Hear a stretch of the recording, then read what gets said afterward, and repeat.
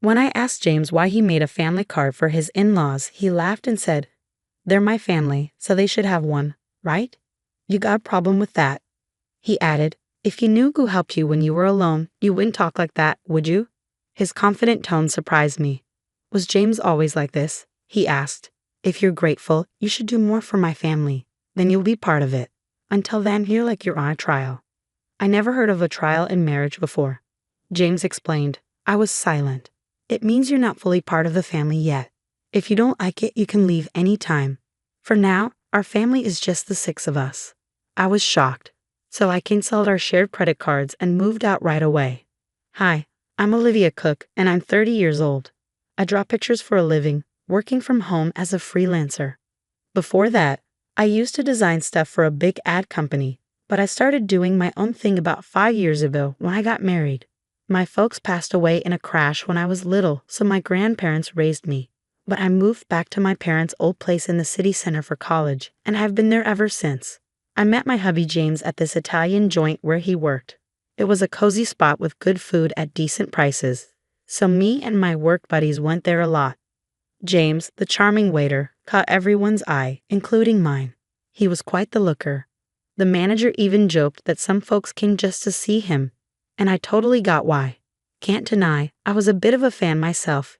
He had this cool vibe that really stood out. We grew closer pretty fast, and before we knew it, folks were calling us a couple. Surprisingly, we ended up tying the knot. I don't remember much from that time. It's like I was in a bit of a fog. Next thing I knew, I was married to James, my husband. But I did love him, and I was genuinely happy about getting married. I left my job at the design company on good terms and started freelancing. James stuck with his gig at the Italian joint, working odd hours, sometimes late into the night. It got tough to juggle work, so I decided to go solo, something I'd always wanted to do. That sounds smart, Olivia. It'll be easier for you, and it's great to keep doing what you love. James backed me up. And that's how we kicked off our married life. We weren't into big flashy stuff, so we skipped the whole wedding hoopla and just signed the papers. Our families met briefly, and that was that. James went to work, and I held down the fort at home, managing chores and freelancing. Our schedules were all over the place, but we made it a point to have meals together whenever we could. It was simple, but it made us happy. I thought, yep, marriage is pretty sweet. About a year into our marriage, things took a turn for the worse. My family wants to visit. Is that cool? James asked one day. Sure, I replied. I was actually looking forward to it. I'd only had a brief encounter with James's family before, so I figured this would be a good chance to bond with them. Having lost my own parents early on, I always admired James's big family, but when they arrived, 5 of them, I was left stunned. Hey, which room's mine? His sister blurted out as soon as they stepped in. She's 35, 3 years older than both James and me, and works at a local store. Her abruptness caught me off guard. She seemed so different from the polite person I'd met before. James's 22-year-old sister was there too, but she stayed quiet, barely saying a word, just like when we first met. Following James's sister's hurried lead, I showed them to the guest room, and James's parents to my parents' old room, the only one in Japanese style. I thought it'd suit them best. Once they settled into their rooms, James's sister declared, "Well, since we're all under the same roof now, you better start treating our family right." I was puzzled by her words, but when I turned to James for clarification, he simply chuckled in a way I'd never heard before. Turns out, they'd given up their place and moved in here without telling me, he explained. Sorry, our family home had to be vacated suddenly, and they had nowhere else to go. I wish he'd informed me earlier. I had assumed it was just for a day or two, not a long. James's family didn't hold back. From the moment they moved in, all 4 of them expected me to handle everything while they did nothing, saying whatever they pleased. They made no effort to find jobs or a place of their own. When I asked about their employment, I got yet another surprise. "Oh, I quit that awful job at the supermarket," his sister confessed. She was working, but it turned out to be just a part-time gig. I'd assumed she had a full-time job given her age, but she admitted she hadn't held a steady job since high school. James's parents also had part-time jobs they gave up before moving in, and his other sister, well, she was unemployed. She claimed to be a student, but that wasn't true. "Why should I work when I'm part of a well-off family now?" she reasoned. When I asked who she was referring to, I received another startling response. You obviously. You received a hefty settlement and insurance payout after your parents' accident, and you don't even have a mortgage on this place. You can live comfortably without having to work, James's sister remarked, chuckling. I voiced my concerns to James when he returned home, but he erupted in a manner I'd never witnessed before. Everyone's exhausted from being suddenly uprooted. Give them some time to recuperate. Or do you want to kick out my family, Olivia? I was stunned into silence. Then, abruptly, James softened his tone. I'm sorry for yelling. It's been a tough day for me too. Can you please try to be a bit more understanding?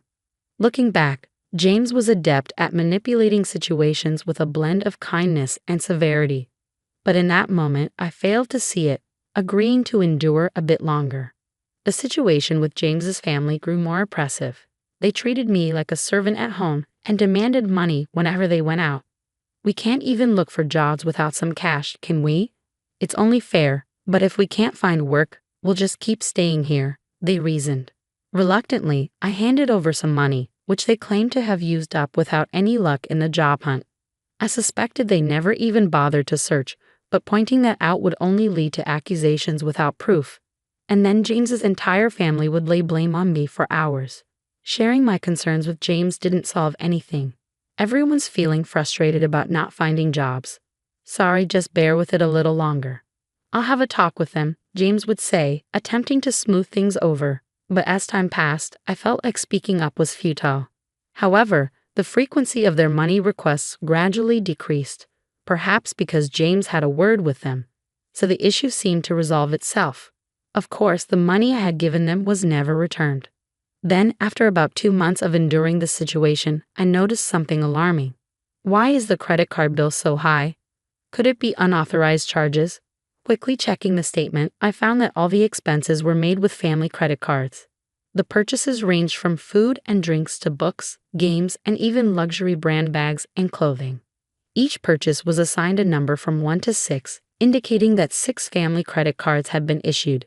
These credit cards were under my name, with James using the family cards. It seems like you'd handle this better, and it's easier to manage payments, right? Can I entrust it to you? He had asked, and I ended up taking charge of them. However, it turned out these family cards had been issued without my knowledge. James's family stopped requesting money because they could now make credit card payments and withdraw cash. When I confronted James about why he made family cards for his in-laws without consulting me, he chuckled and replied, Well, you complain when they say they're broke, so what else could I do? Plus, you know who supported you when you were alone, right? Can you really speak like that to the important family of your benefactor? His bold tone left me speechless, unlike anything I'd heard before. Was James always like this?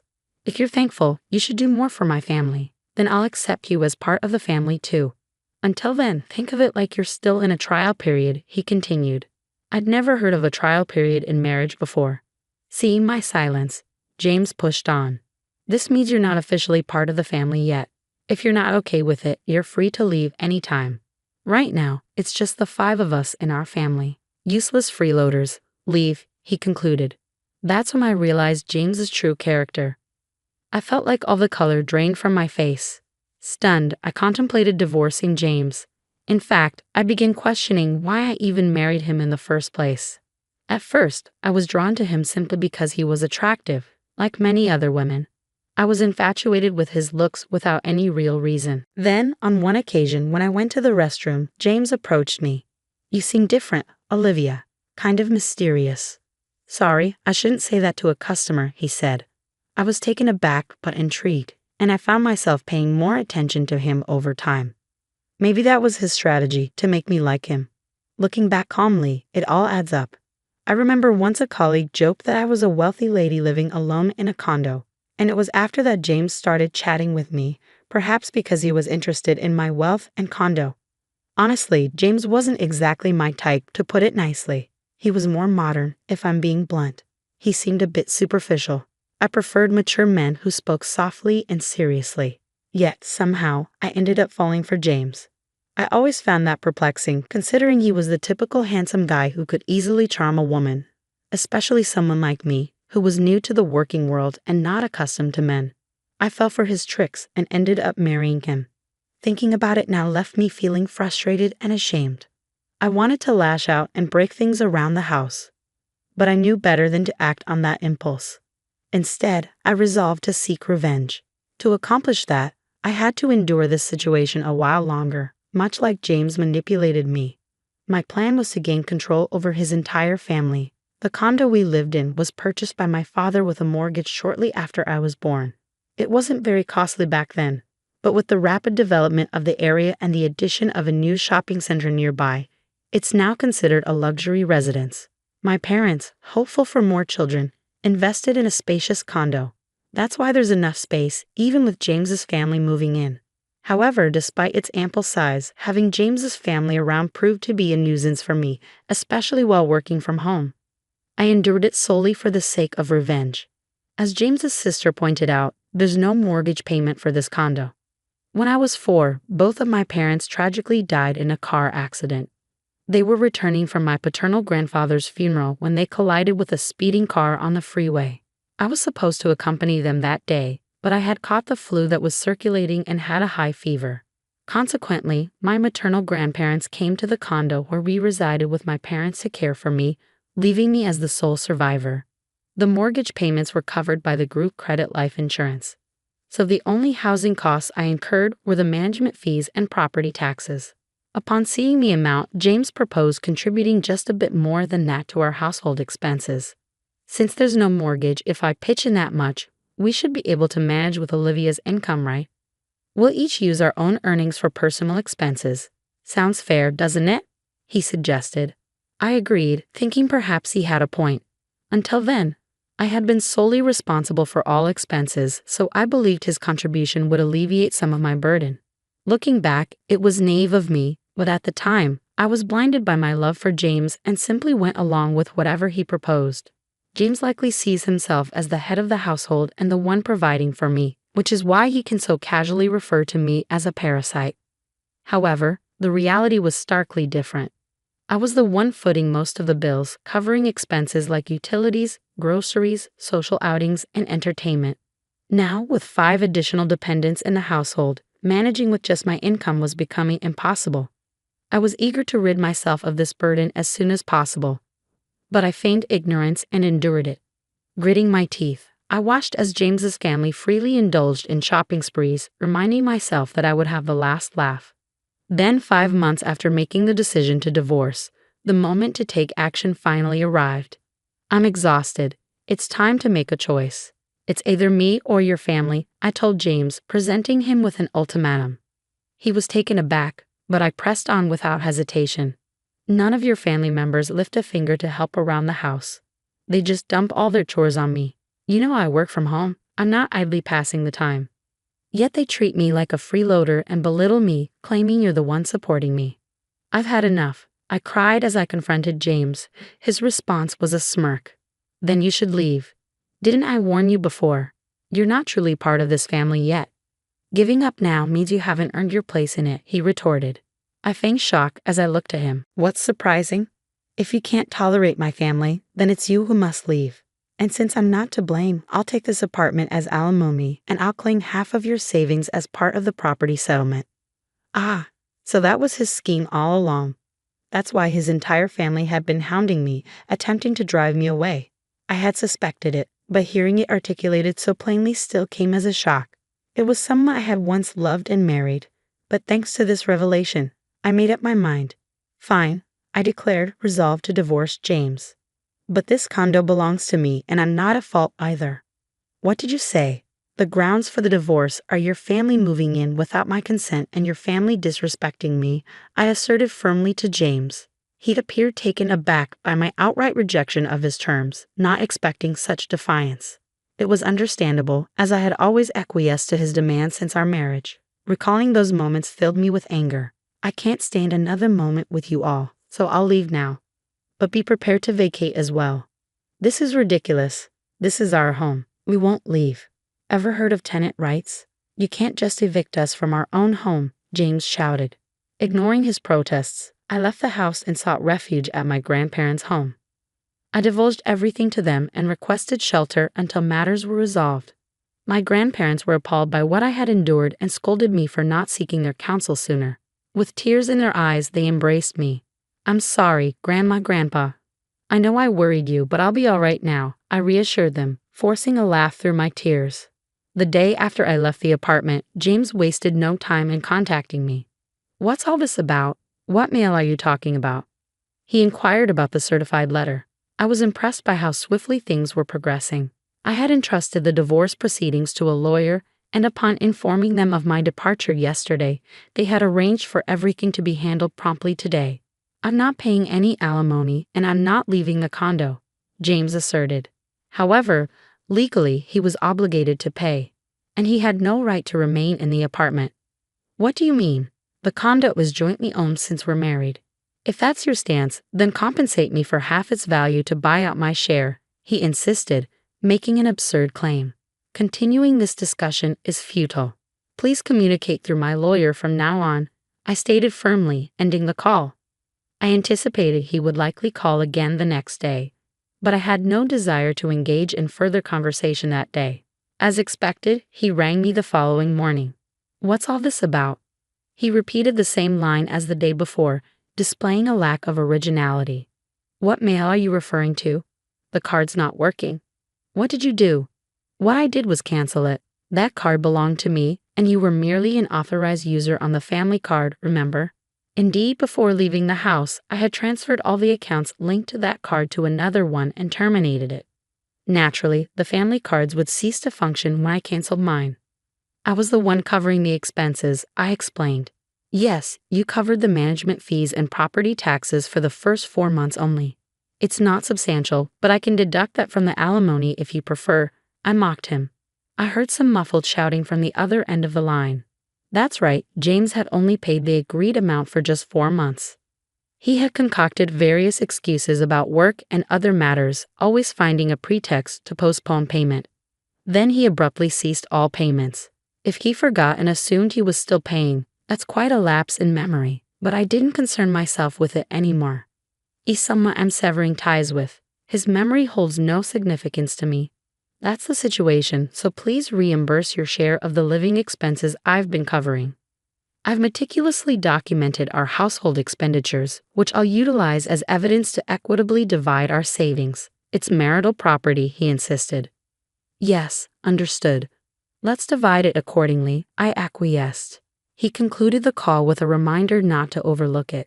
A few days later, he called again with the same inquiry. I realized they were not only deficient in memory but also in vocabulary. "What do you mean by the division of shared property? Why is it 0? You must be swimming in cash from your parents' insurance and alimony," he alleged. "Ah, so that's what they assumed." I patiently clarified that my pre-marriage savings were not part of the shared property, and since we had accumulated no savings during our marriage, it naturally amounted to 0. Don't accuse me of deceit. If you doubt my honesty, why not seek advice? Henceforth, kindly communicate through my attorney. I won't engage in direct communication with you any longer. Farewell, I declared, then terminated the call and blocked James' number. 1 month after my departure, James and his family finally vacated the apartment, not due to a change of heart, but because they could no longer sustain their lifestyle. Predictably, James's income alone couldn't support a family of 5. Accustomed to lavish spending with my card, asking them to tighten their belts was out of the question. I had intentionally allowed them to use the card for this purpose, knowing it would lead to this outcome. His family began badgering James for shopping funds, and when he refused, they resorted to pilfering from his wallet. Even in his anger, they blamed him for my departure. To compound their troubles, the utilities, electricity, gas, and water were all disconnected. Of course, I had arranged for this since I had no intention of residing there. James attempted to have the utilities swiftly reinstated by phone, but since the house was in my name, no one else could restore them if the owner had ordered their termination. During the scorching summer and early autumn, his family struggled to endure the sweltering heat and eventually vacated the condo. Their destination, I neither knew nor cared. James endeavored to persist until the end, but he ultimately capitulated due to the absence of electricity and the inability to bathe. The divorce proceedings progressed more rapidly than anticipated, not because James had a change of heart, but because of his blunders. He betrayed our marriage by pursuing someone else. Perhaps assuming he could swiftly remove me from the picture, he boasted about owning a luxurious downtown apartment, using it as bait to attract younger women. It's astonishing he engaged in such behavior with his family present, but it wasn't out of character for him, so they turned a blind eye. Prior to departing, I had discreetly installed cameras throughout the house, capturing all the evidence. Perhaps he underestimated me, but his disrespect was undeniable. He brought his family into my home without consent, racked up expenses on a family card and left me with a bill, ousted me, and engaged in infidelity. I demanded significant compensation and alimony for these transgressions. When James saw the amount, he visibly paled and begged desperately for reconciliation. However, I harbored no such intentions. Aware of his inability to pay, I pressured him to borrow as much as possible from his company and seized whatever assets I could. When I threatened legal action for fraudulent use of the family card, he reluctantly agreed to my terms. I can only hope he makes diligent efforts to repay his debts. The divorce is now finalized and I am currently residing at my grandparents' place. I haven't decided what to do with the apartment yet. While it held sentimental value as an inheritance from my late parents, given the circumstances and lack of memories associated with it, I may opt to sell it. On the professional front, my career as an illustrator is flourishing. I may soon live independently again. But for now, I'm content working from my grandparents' home. I'll continue to rely on their support for a little while longer before forging ahead with renewed determination. In the future, I'll be more discerning in choosing a partner, prioritizing qualities beyond mere attractiveness. My hope is to find a life partner with whom I can share my journey.